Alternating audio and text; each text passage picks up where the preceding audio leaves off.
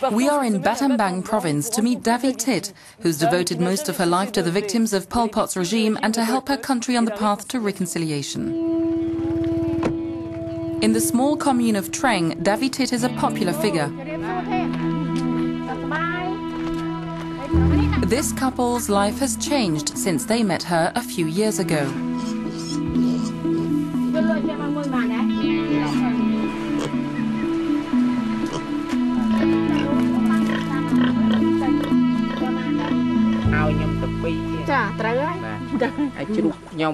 You gave me 2 pigs, now I breed pigs and sell them. So that's how you make a living, along with the produce from your vegetable garden? Yes, we also sell our vegetables. Davy Tith and her association, the OEC, helped Sothea Nam out of poverty following a bad accident in 1990. This former soldier and police officer lost a leg on a landmine. Even though peace has returned, and despite landmine clearance, there are still many accidents in the region. After the war, people suffered from the landmines when they went to work in the fields or took out their animals. There are still a lot of landmines. Some have been buried and forgotten about. Nobody knows where they are. We always hear about mines blowing up here or there. A few kilometers away, Davy has come to visit another victim. Thanks to Davy's organization, this little boy was able to receive treatment and go to school. He found this thing at school. We call it a frog mine. It's quite small. When he hit it, it blew up. And he was hit here and here. Helping those still suffering from the war is Davy Tith's goal in life. A former teacher, she too was a victim of the conflicts that tore her country apart. Difficult is too light a word to describe what we went through. Under Pol Pot's regime, you had to hide your identity. You had to forget everything. If they found out I was a teacher, I would have died. I had to find work, anything, transporting excrement or whatever was needed. We saw many, many dead. I walked through dead people. When I used to wash my children's clothes in the river, I saw bodies all swollen up, and I could hear their heads banging against the bridge.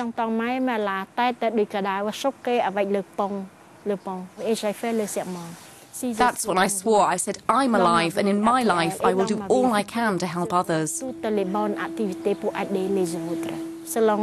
to the Buddha, if you sow goodness in your life, you'll reap goodness. In 1995, Davy was able to live up to her pledge when one of her children was hospitalized in Battambang. I saw sick children from poor families. They were crying and yelling because they were hungry and sick and there wasn't enough medication.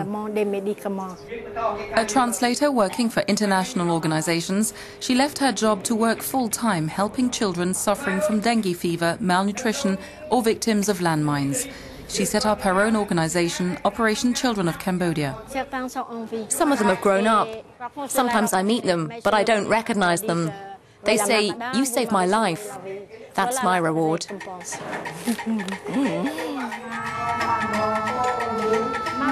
Over the years, her organization has grown, helping those who are destitute, especially people suffering from disabilities. Today, people have come from provinces all around for a free handout of bicycles and tricycles. Medical and material assistance, literacy, Davy Tith helps all those living on the margins of society. She has also broken taboos by venturing deep into the Cambodian forest to work with former Khmer Rouge fighters who've taken refuge there. It's part of the reconciliation effort. If we hadn't introduced basic education for all children, for the entire population, maybe we would still be divided, looking at each other like enemies. There are several former Khmer Rouge soldiers in her team, like Buneng, who now helps re-educate children suffering from disabilities or landmine injuries. These innocent children suffer harm as a result of the war. They're innocent, but they're paying the price of war. I'm helping them so they can have a future.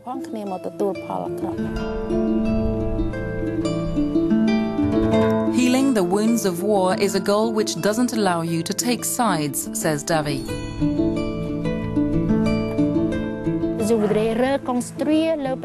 I would like to help rebuild the country because I'm fed up with conflict and war. So I want to play an active part in society, but not in politics. Peace comes from the community itself, not by using force or guns, but from the people themselves.